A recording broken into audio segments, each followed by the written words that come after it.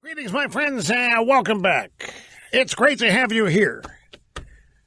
We're already at the end of the week, and it's only the second day of the week for me. Live from the Southern Command in sunny South Florida, it's Open Line Friday! That's right. That means that whatever you want to talk about, you can, for the most part. I just hope it's good. You know, I don't have to care about it, but I hope you want to talk about interesting things. We always find out. We never know. 800-282-2882 if you want to be on the program. The email address, lrushbo@eibnet.us.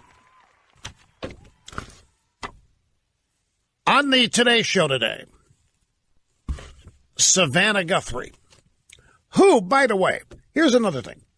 When they announce that Matt Lauer has been fired for sexual harassment, all these people on the Today Show, oh my God, yeah, no, I feel so bad. They all knew.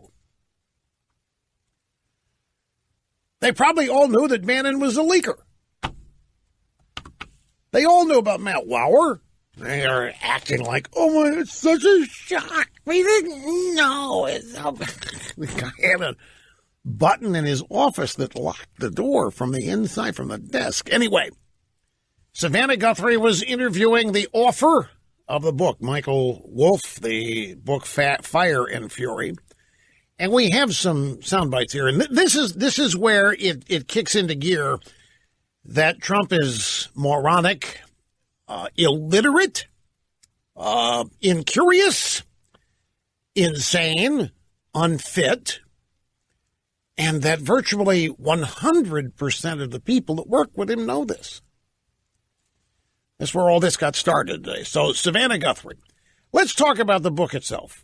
One of the overarching themes in your book is that everybody around the president, senior advisors, family members, every single one of them questions his intelligence and his fitness for office. Let me put a marker in the sand here. 100% of the people around him.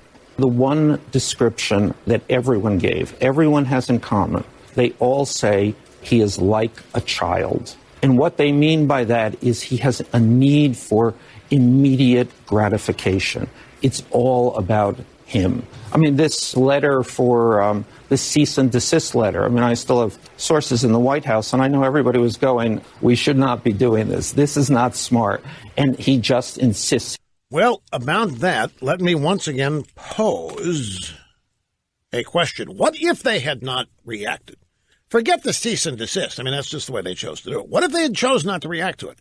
What if 36 hours later, nobody in the White House or Trump had said a thing about the book? I guarantee you that everybody in the drive-by media would be saying, hey, it must be true. He's not denying it.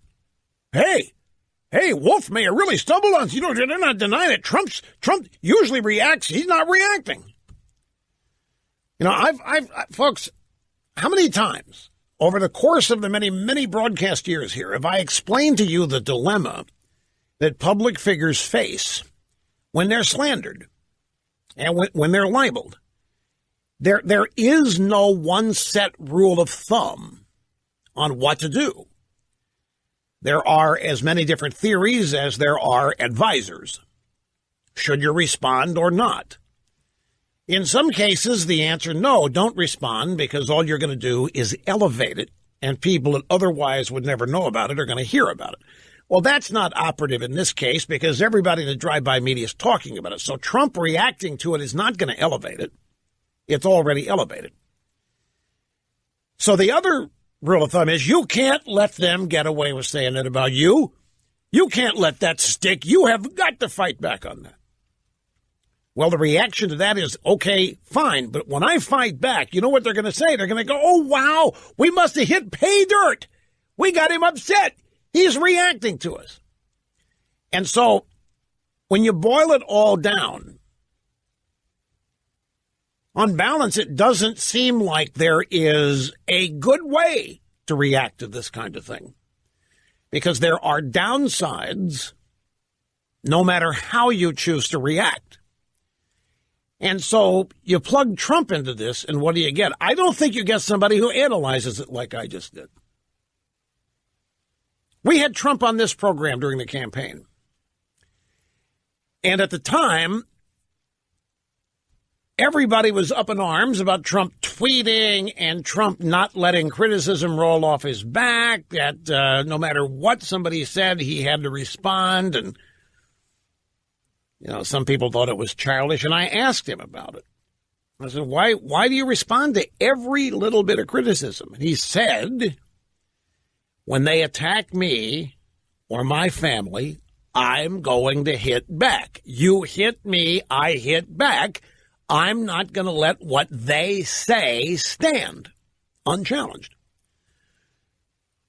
Okay, so the Wolff book hits, and I don't think Trump assembles a bunch of people and they start strategizing in philosophical ways. I think Trump's got a plan. He's got a belief. He has a policy. He gets hit, he hits back. Trump is also very litigious. Over the course of his life, Trump has sued a lot of people. It's a technique. It's not uncommon. And so for Trump to tell his lawyers, send a cease and desist letter, these people are assuming that Trump's an idiot because he should know that isn't going to work. No judge is going to stop the book. Well, why do people assume Trump is so stupid he doesn't know that? Maybe he's doing this for an entirely different reason. He knows he's not going to stop the publication of the book. But yet he wants to have it on record that he thinks it's crazy BS and not true. And look what's happened. The author of the book has now said, well, yeah, some of it may not be true. The author of the book is, I said whatever I had to get my story.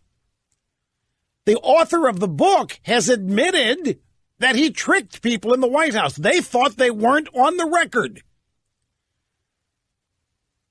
You think the author of the book would have admitted, well, and I can't guarantee all of it's true, if Trump hadn't said anything? Now, this business of being childlike, I maintain to you that this is nothing more than people in Washington who are more alike than you would ever believe. And one of the ways in which they're alike, they think they are super adults. They think they are the epitome of morality and maturity. They think that they define refinement and sophistication and propriety and all these things. As such, I don't think they're capable of understanding somebody like Donald Trump. This allegation that he's childlike and demands affection, demands praise, demands to be, what did he say here? Need for immediate gratification. I could just as easily say that about Barack Obama. If there was somebody who needed adulation, needed people thinking he's the smartest guy in the room, needed people fawning all over him at press conferences, it was Barack Obama. You telling me that Trump expects to be loved and liked when he's out there calling these people fake media, fake news? Is that how you go about being immediately gratified? Normally, you suck up to people when you want immediate gratification. Normally, you want flattery when you want immediate gratification, when you want praise. Trump is not seeking praise from these people. He's declared war on them. I don't think they have a personality type they don't understand and can't understand. You know what's obvious, folks? Every day, I become aware of a lifetime of naivete that I've carried around. I'm not afraid to admit it. Every day, even I'm going to be 67 years old pretty soon, and I am still naive in ways that I didn't think I would ever be. I thought by this time I would understand it all. I would know the ways of the world. But I have lived under an obvious misconception and misunderstanding my whole life about Washington, D.C. and the people there. I understand there's liberals and conservatives there. But I have believed that the Constitution rules and that the American people are respected. I know people joke about various aspects. We call them low information voters. But I'm talking about in terms of structure and respect. I wasn't aware until a couple years ago just how much Washington, D.C. resents the people of this country. I wasn't aware how strident the dislike for average, ordinary Americans your average Washington establishment person carries around. I have always believed, and this is big-time naivete, I've always believed that succeeding in something garnered respect for the person that succeeded. Nothing could be further from the truth. I can make it personal in illustrating this if I wanted to. But this is just the way I always thought the world worked. I thought there was, somebody comes along, or whatever they do, lay bricks or tell the news on TV or doctors or what have you. I thought when you succeeded, when you reached the pinnacle in your profession, that there was respect for it. So I always assumed that power brokers in Washington would be dazzled by somebody from outside who figured out a way to win. I thought there'd be some modicum of respect for it. I thought there'd be some modicum, some level of appreciation for the achievement. And I guess that's what it is. There isn't any. There is resentment at the achievement. If you are not in the group and you achieve something that the group does, you become a threat. You become, well, you're not respected. Let's put it that way. And Trump epitomizes this. Trump has come in and in less than a year done things that the official people in Washington have led us to believe that can't be done anymore. Trump has survived every effort that literally thousands of people in Washington have engaged in to destroy him. Donald Trump has survived an array of power projected against him unlike anything we have ever seen. These people, guarding their little fiefdom, have literally launched everything they've got, including lies and subterfuge and fake, phony, lying media. They have done it all. And he has run rings around them simply by surviving. When you add triumphing and succeeding, and they say he is childlike, who is it that is behaving here like immature, spoiled brats? People who are witnessing their life's work being implemented as policy, who are acting like babies in a crib. He doesn't have the right to believe what I believe. They're crying and they're panicking.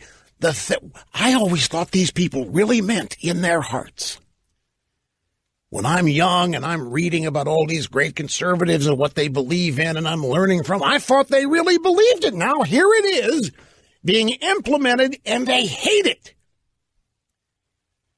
And they're trying to stop it. They're trying to stop the very implementation of things they believe in. Why? Because the guy doing it is not one of them, offends them. Who is it that's childlike and immature? Who is it that we're learning can't extend the hand of friendship and cross the aisle? Who is it that cannot act grown up and mature and deal with a reality that they cannot deny? And yet it's Trump who's childlike, and it's Trump who is in need for immediate gratification. It's Trump making it all about him. I think it's the exact opposite. I think with these people in the establishment, whoever, it's all personal. They're personally affronted. They're personally offended. And so they lash out at Trump, and they're hopelessly incapable of understanding who he is and how he operates, because they have no connection with real people in this country anymore. They have isolated themselves, and they've built a moat around that town, essentially. They control admittance, and they have not only lost touch with the people I maintain make this country work, they have an open disdain for them now, for us. All on the basis of class. Ruling class, working class. Yeah, I know. Angela Codevilla wrote all about it. Ruling class. Yeah, that's right. But each and every day I find out just how wrong I was when I was assuming certain positive things about people who live and work in Washington. It's just something to admit that I've been this naive, but at least the learning never stops. Look, and that's just one soundbite from Wolff. We got a couple more here, all on the theme that Trump is an idiot, that they can't read, that he's not curious, he's not interested in reading, he's not interested in learning. Now he's unfit, now he's demented, he's insane. Now we need to have some psychiatrists examine him from afar, hopefully be able to get rid of him via the 25th Amendment. This is the reaction from people not in charge. These are people who have lost touch. They've lost their grip.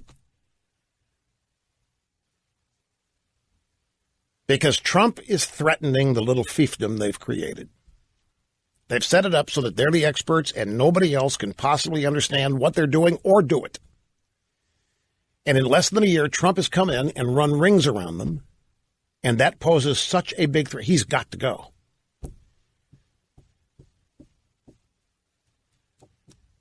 Everybody's learning that these people don't wear underwear. Once you lift the dress, they're all naked and nude under there. Okay, we're going to get to phone calls in the next half hour. But they say that Trump doesn't read, and Trump's stupid. Trump's dumb. Trump doesn't read.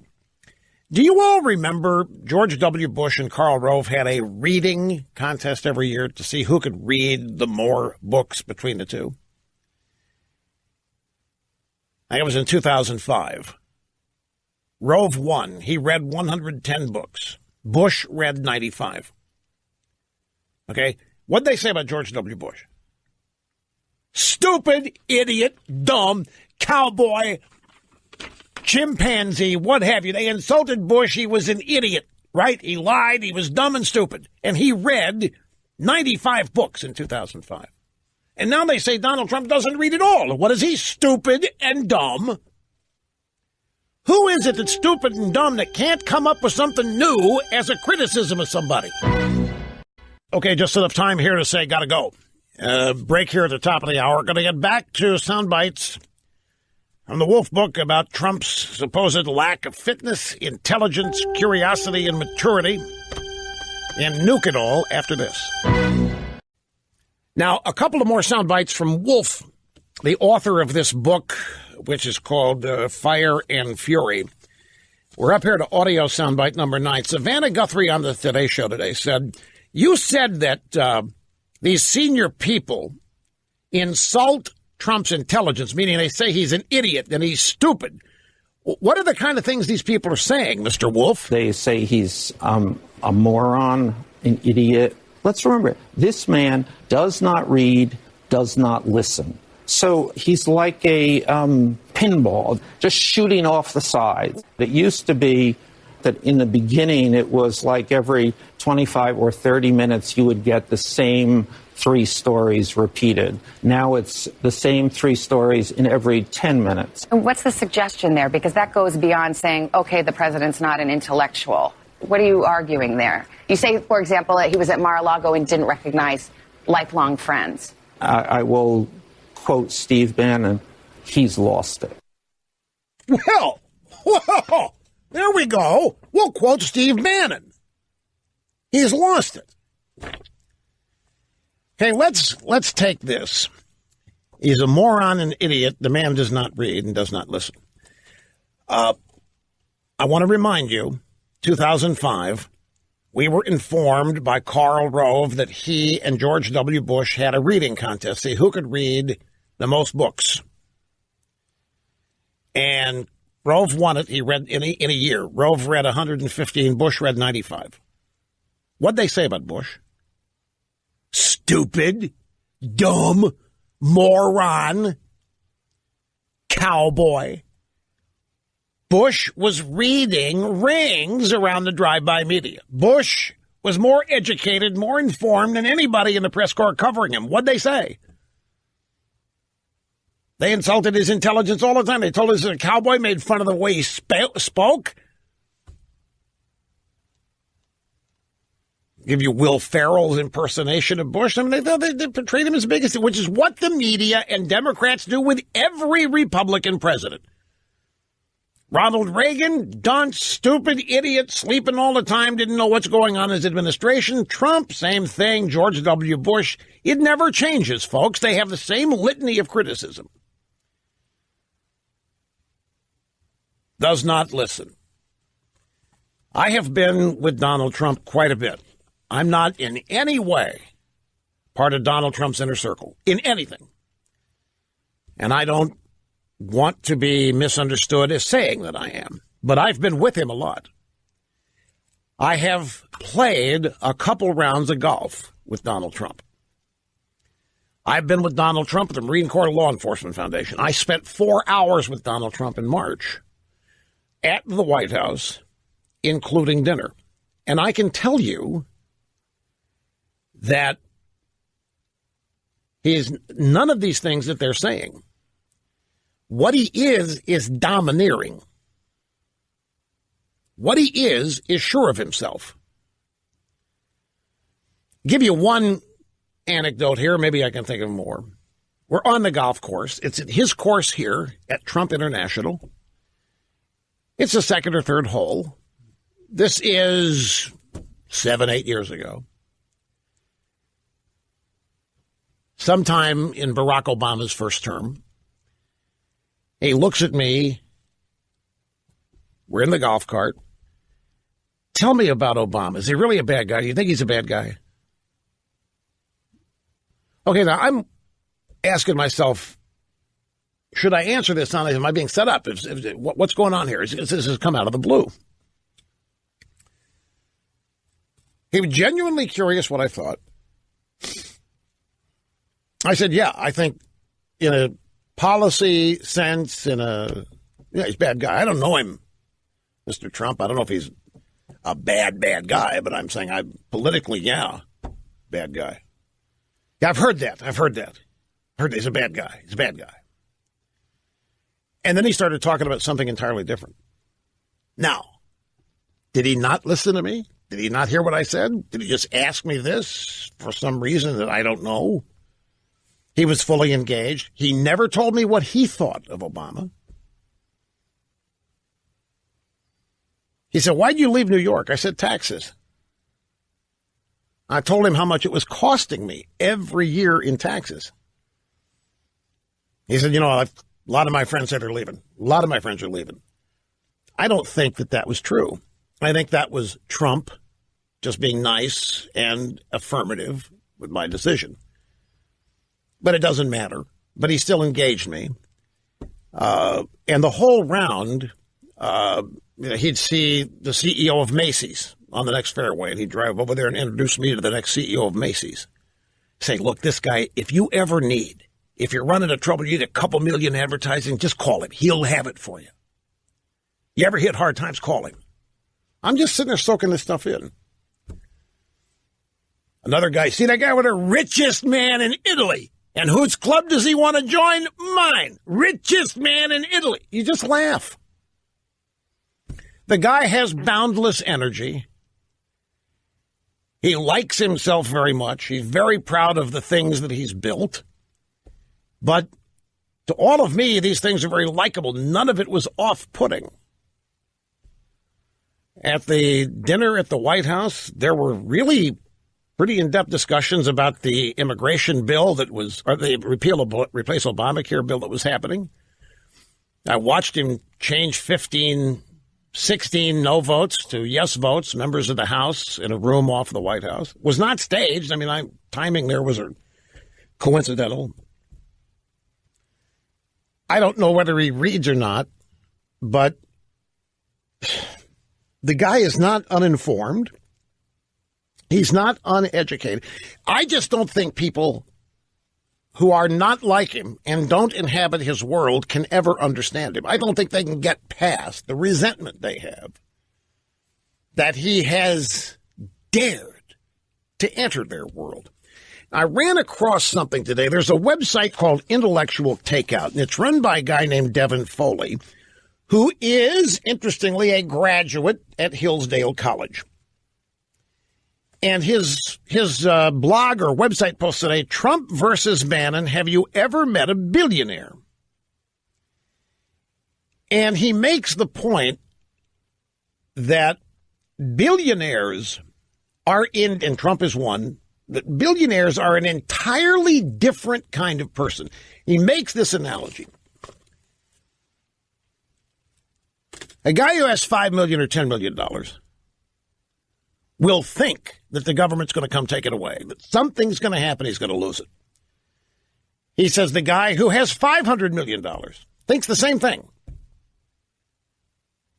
More often than not, somebody 500 million, 250 million, 30 million, whatever, 5 million, 10 million, they have this thing in common that somehow a government policy or change is going to come and take it all away from them. He said there's not a billionaire in the world he's met that thinks this. There's not a single billionaire he has met who has any fear whatsoever of losing it. But that's not the total argument or point that he makes. He says the vast majority of people, especially those in politics and media, are never going to understand Donald Trump. Far too often they project their own thinking, their fears, and their desires onto him. Their egos are such that they think he thinks like they do, or should. And when he doesn't, they think he's the one that's screwed up, not right.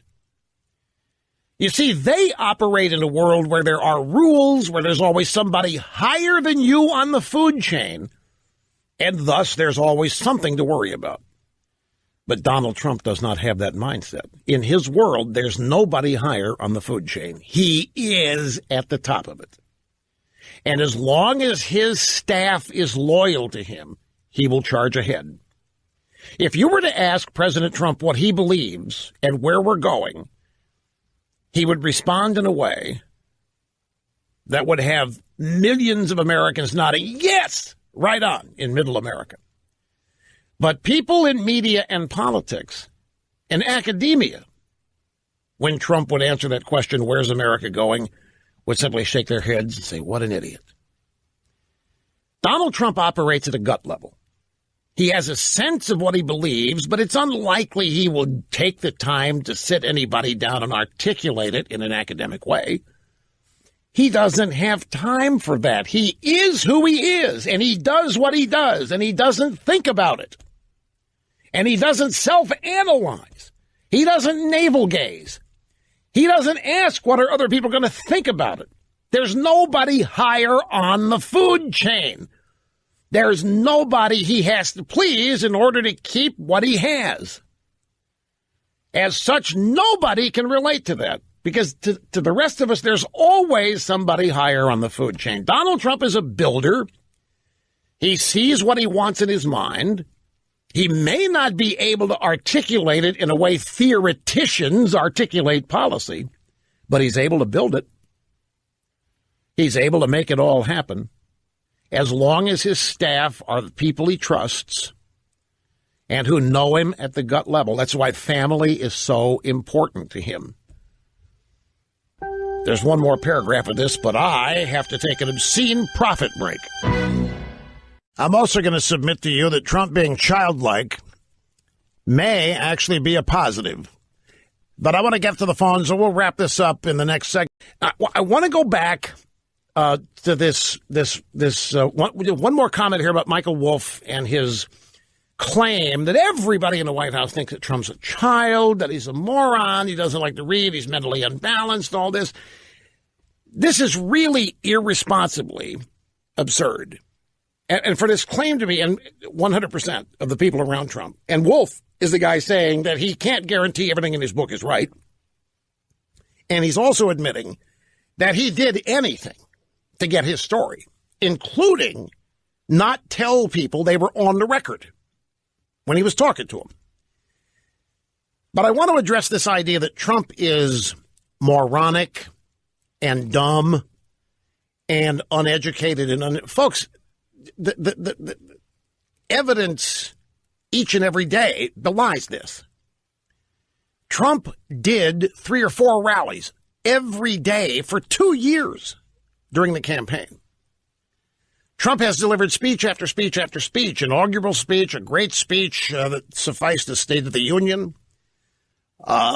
He talks to the press more than any president ever has, and he engages with them. He hears everything they ask him. He doesn't look clueless. He doesn't act clueless. So where is this coming from? Well, the fact of the matter is this book doesn't have anything in it that's new. When you get right down to it, everything this book claims about Trump, we've been hearing for 2 years. He's incurious. He's not intellectual. He doesn't know what he believes. He can't explain his policies. He doesn't read. He's a moron. This is stuff that's being recycled. There isn't a thing in this book that is new. We're learning that Trump hired a bunch of people that betrayed him. And I know why that happened. I've explained that earlier in the program. I know the mistakes Trump's made because I've made them. Much smaller scale, but I've made them. I deferred at one point in my career to people who I thought knew more than I did about me and how I work because they were in television and I wasn't. And it was a mistake. But it was a well-intentioned mistake. But the lesson was, don't sell myself short. Don't assume that people know more than I do, especially about me and how I do what I do. I made that mistake. I think Trump, in a similar way, he's not of Washington. He doesn't have a Rolodex full of people. How many people in Donald Trump's life, look at it this way, he's running his business. He's building buildings, golf courses, what have you. He's got his Rolodex of all the people he's dealt with. How many people in that Rolodex do you think Donald Trump ever thought of, this guy'd make a great Secretary of State. This guy would make a great Treasury Secretary. This guy would be a great Attorney General. How many people do you think he ever thought of in that regard?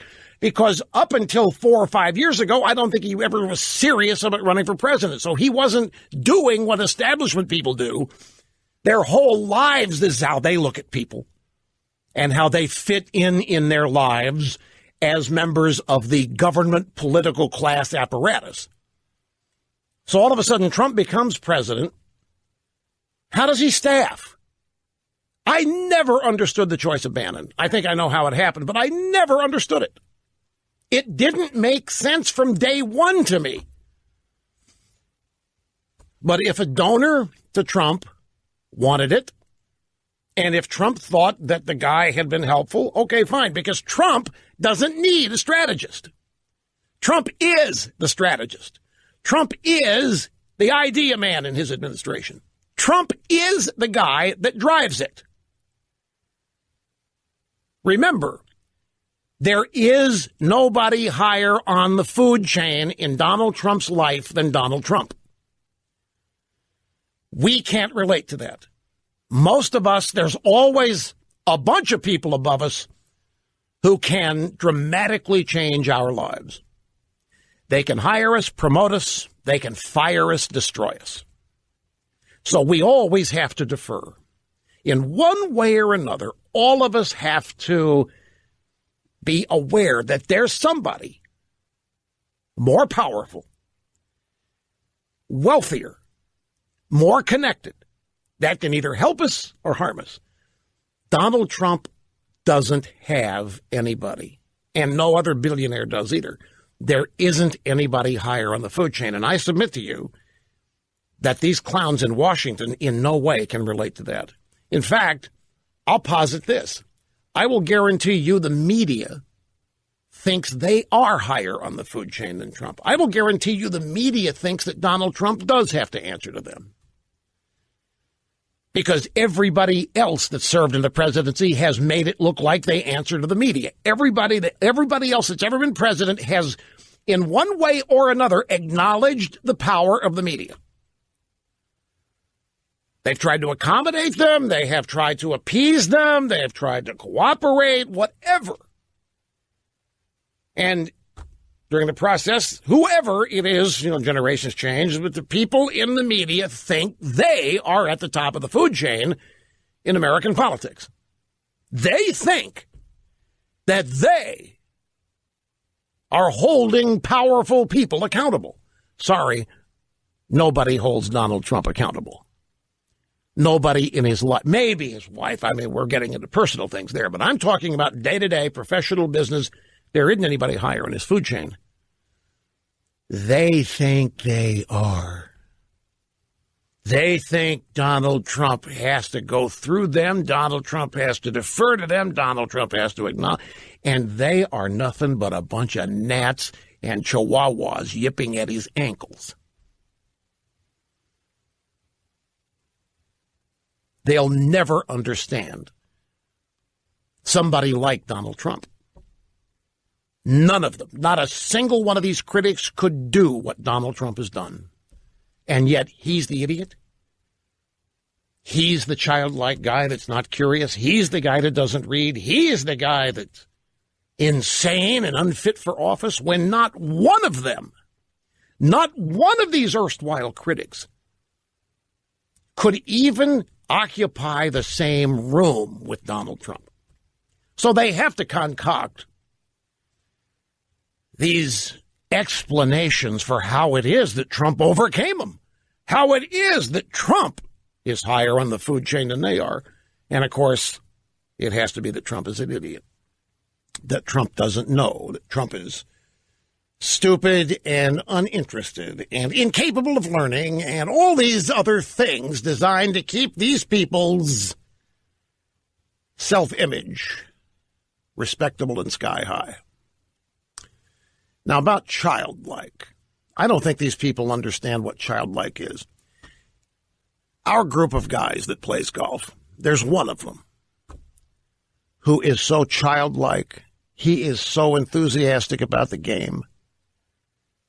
This guy playing golf is it's like a 10-year-old getting to do what he wants to do. He doesn't stop talking about it. When we get on the course, he won't stop talking about it. He loves it. He doesn't hide his childlike love, and we envy it.